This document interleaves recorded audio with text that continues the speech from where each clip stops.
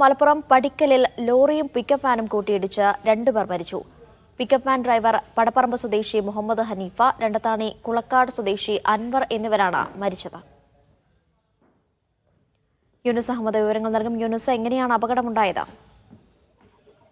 അനീഷ, ഇന്ന് രാവിലെയാണ് ഈ അപകടമുണ്ടായത്. കോഴിക്കോട് തൃശൂർ ദേശീയപാതയിൽ കോഴിക്കോട് യൂണിവേഴ്സിറ്റിക്ക് സമീപം ചെട്ടിയാർമാടത്താണ് ഈ അപകടമുണ്ടായത്. ഈ കണ്ണൂരിൽ നിന്ന് ചെങ്കല്ലുമായി വന്ന ഒരു ലോറി ഈ റോട്ടിൽ നിർത്തിയിട്ടിരുന്നു. ഇതിന് പിന്നിൽ ഈ ഗുഡ്സ് വണ്ടി ഇടിച്ച് കയറുകയായിരുന്നു. ഈ ഗുഡ്സ് വണ്ടിയിലിരുന്ന 2 പേരാണ് അപകടത്തിൽപ്പെട്ടത്. ഇവർ ഈ ലോറിക്കിടയിൽ കുടുങ്ങിക്കിടക്കുന്ന ഒരു സാഹചര്യമുണ്ടായി. വലിയ ശ്രമത്തിനിടെയാണ് ഇവരെ രക്ഷപ്പെടുത്തിയത്. തുടർന്ന് കോഴിക്കോട് മെഡിക്കൽ കോളേജിൽ എത്തിച്ചെങ്കിലും മരണം സംഭവിക്കുകയായിരുന്നു.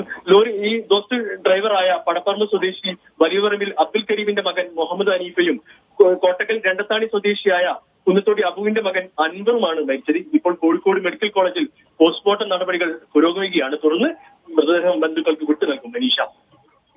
ശരി.